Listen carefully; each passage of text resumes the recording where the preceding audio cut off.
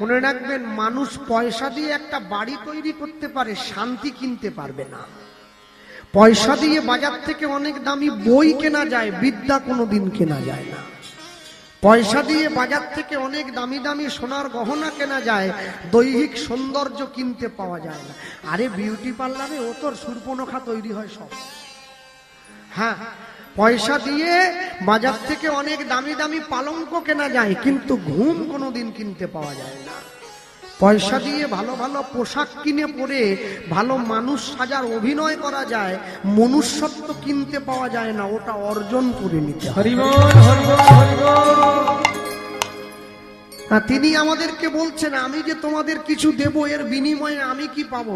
তা আমরা বললাম, বলুন বাবু, আপনি কি দিলে খুশি হবেন? বলছে, দেখো, যেদিন তোমাদের মূল কীর্তনিয়া আসবে, যখন গ্রামের মানুষ একবারে ঠেসে যাবে, তোমরা সেই সময় আমাকে আসরে ডাকবে। তারপর কেউ কেউ ভাবছে আপনি কি গাইবেন নাকি আধ ঘন্টা? বলে, না, আমি গাইবো না, তবে বলে আমি আসরে গিয়ে দাঁড়াবো, তোমরা কমিটির পক্ষ থেকে আমাকে একটা ফুলের মালা দেবে, গলায় একটা ওড়না দেবে, আর যত লোক আসবে তারা হাততালি দেবে, একটু পরিচয় করিয়ে দিও যে আমি এত টাকা দিয়েছি। আচ্ছা বেশ, আপনি যদি এতে খুশি হন তাহলে আপনার এই কথা মানতে আমি রাজি আছি। তো বাবুর তো কেউ নেই, একমাত্র মেয়ে, কলকাতায় বিয়ে দিয়েছে।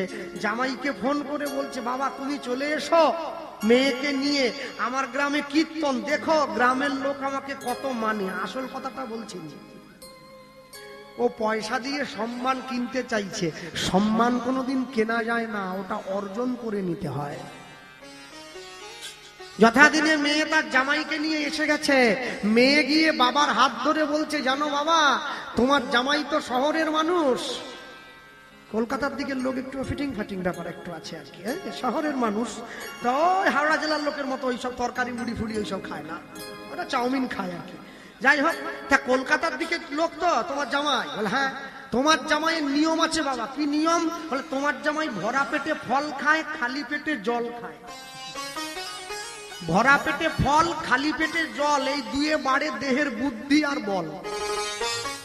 হ্যাঁ, তা দুপুর বেলা ভাত খাওয়ার পরে তুমি তোমার জামাইকে কিছু ফল এনে দিও। বলে, এই আর এমন কথা কি? হ্যাঁ, একবারে চলে গিয়েছে জয়াতলা বাজার থেকে গিয়ে একবারে এক বস্তা ফল এনে জামাইয়ের সামনে দিয়েছে। বলে, মেয়েকে বলছে যেটা ভালো লাগে জামাইকে কেটে দিবি। জামাই দুপুরবেলা ভাত খেয়ে বসেছে, মেয়ে ফল কেটে হাতে দিচ্ছে। আশ্চর্য কি, জামাই যেই ফলটা মুখে দিল সেটাই টক।